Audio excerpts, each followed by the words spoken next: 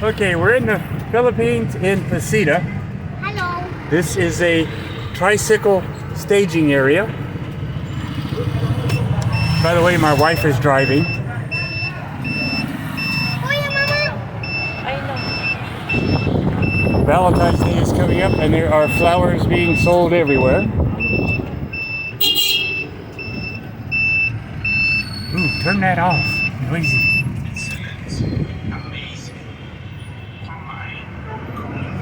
Sandali lang. May pila?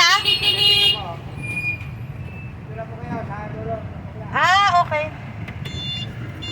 A computer service center. Sawi sakay. Halika na, bawal daw dito.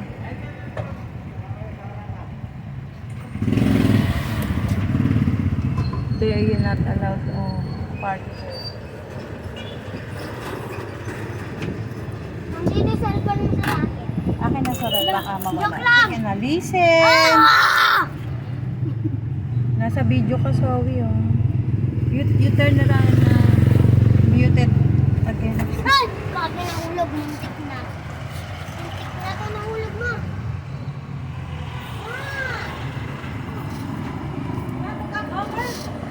Huh? No, you go. I'll stay here. But as you can see, motorbikes everywhere.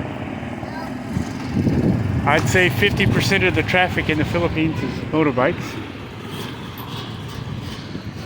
And then you have those things like the blue there. It's gas powered, has like a little small motorcycle engine in it.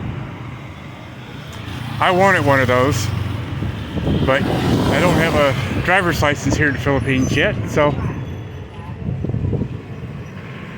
we're at Plaza Pasita.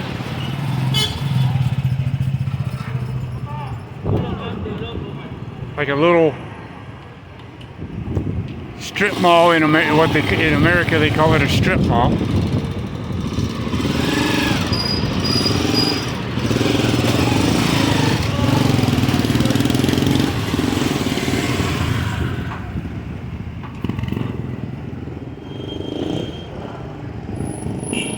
Yeah, this is a one-way street. They have a bunch of small little businesses here. And a lot of drugstores.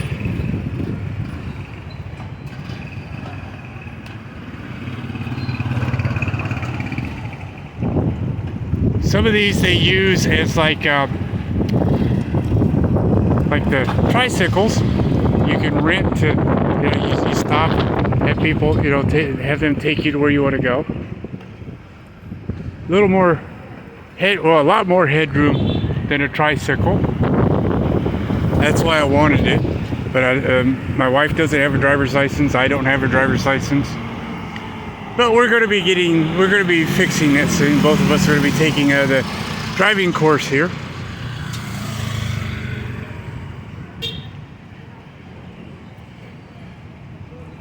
Yeah, nice little quiet strip mall. Food gallery.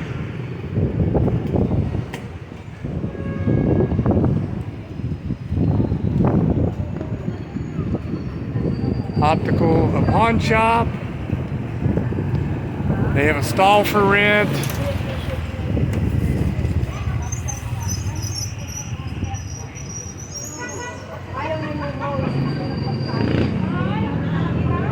You see armed security everywhere. They're not police officers, they are security guards that carry guns. Watch repair shop, which is really common here. Don't see a lot of that in America anymore. Somebody's watch dies, they just buy another one.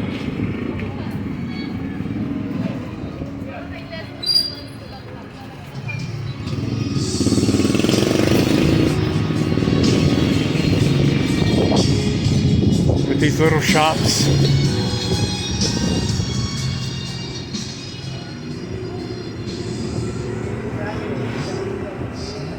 Lily's Book Stop. A little bit of everything. See, and there's no, they call these e-bikes. They have them 3 wheels, 4 wheels. See, look at that. That's gas powered. That's Westlake Medical Center.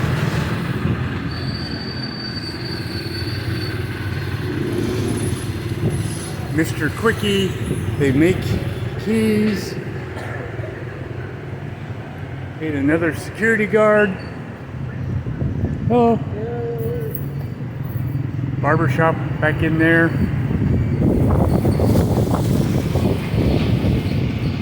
And this is a Ford Ranger, but I swear it's a Ford F-150. It's not the mid-size Ranger.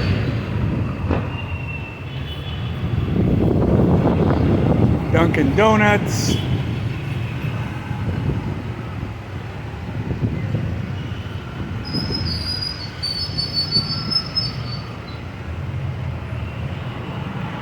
And when I finally get a driver's license, and way over there, that's the grocery store we go to. It's called Shopwise.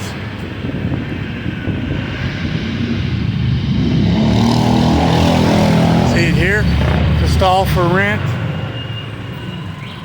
And these things.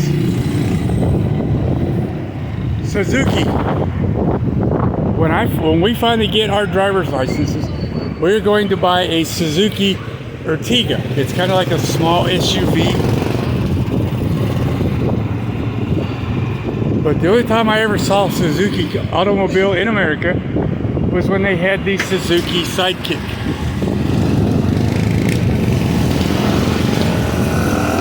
But I mean, that's the only reason why I want a Suzuki. See the salon, drugstore.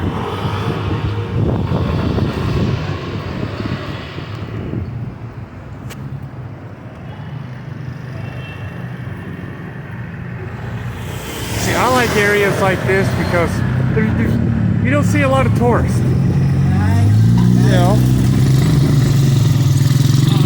this is not a tourist area. And the traffic here, I mean, you saw how they just pull right out. See, there's another e-bike. I mean, they have traffic laws, but you never see them really obeying the traffic laws. Because there's no patrol officers, you know, there's no cops patrolling the streets, you know, in cars or on motorbikes, making sure that you're obeying the law. So traffic is very chaotic, but I love it. It's kind of like watching American NASCAR, you know, NASCAR auto racing. Well, the old NASCAR, not the stuff that they're been showing for like the past 10 years. But the old NASCAR, you want to pull out, you want to change lanes, you want to pull out in front of someone, or you want to pull in front of someone, you make them get out of your way, or you make them let you get in. It's chaotic, but also beautiful. And I am really, really surprised that I have not seen more accidents, or at least an accident every day that we go out. I've been here since July of 2025, okay? I've seen 3 accidents. And that was between a motorbike and a car. And that's only because, well, the motorbikes, they take risk forcing their way in. And when you're traveling, you know, when you're in a lane driving, they pass you on the left, they pass you on the right. They'll be passing on the left, and then they'll cut in front, very close in front of you, to pass the next car on the right.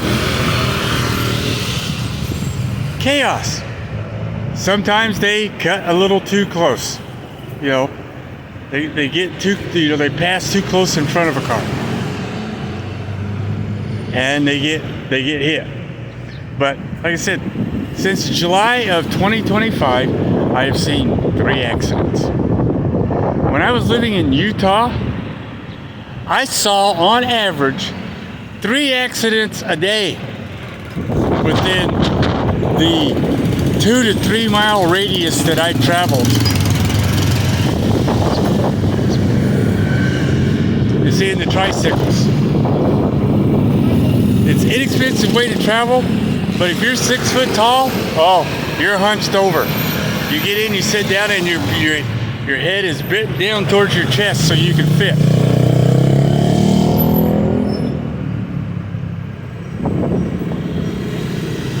My one complaint about the people on the tricycles is sometimes I see a mother and father on a tricycle, and they've got a young child, under,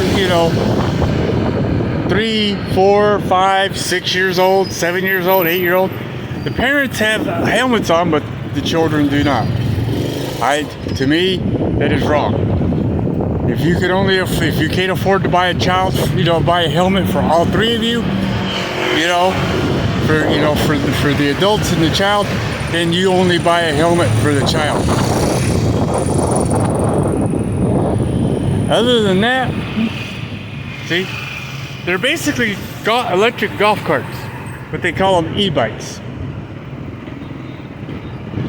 But I don't know, I kind of love the traffic here. I enjoy watching it. I enjoy driving in it. I see people bad-mouthing the Philippines all the time. Oh, I came here and was scammed out of all this money. Okay, yeah, well, that's your own fault for letting them scam you. And it's usually these guys that are like, in their 70s. They've got savings. They've got a pension. They meet a young Filipina online who's in their 20s. And she shows interest in them, and they stop thinking with the head on their shoulders, and they start thinking with the head between their legs. They don't know when to say no. These women, it is not just here in the Philippines, it's anywhere in the world. Colombia, Europe, even in the United States. You see these young women that are gold diggers. They see an old man with money, they hook up with them, they get married, so that they can live a very comfortable life and be rich. And then when the old man dies, they inherit all that money. It's the same thing all around the world. But these guys come here, Westerners come here, and they say that they were scammed out of all this money, out of all their money, by these young Filipino women. And then they talk bad about the Philippines.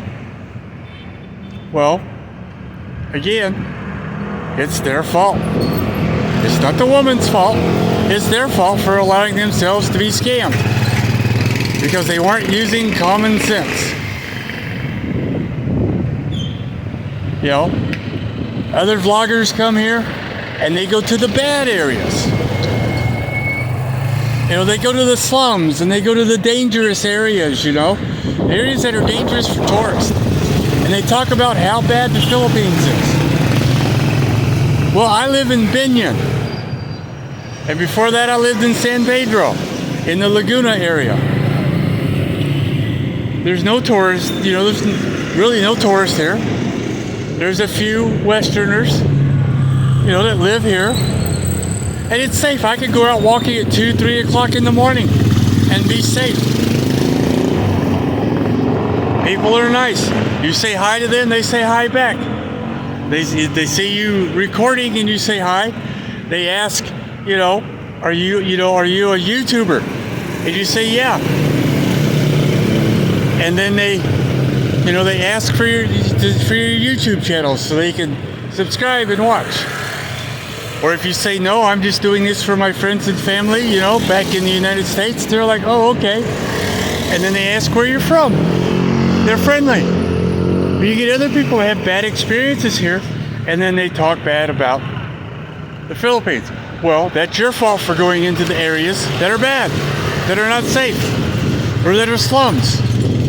I go to areas where the real average working Filipinos, or Philippine residents live. I don't go to the tourist areas where you have to worry about pickpockets, or being scammed by, somebody with a tricycle. They quote you one price, and then when you get to the destination, they quote you another, and if you argue with them, they call the police, and then you're arrested. Because they're scamming the tourist. I'm not dealing with that here. Alright, well, I'm going to end the video. My family is here. I hope you enjoy. Like and subscribe.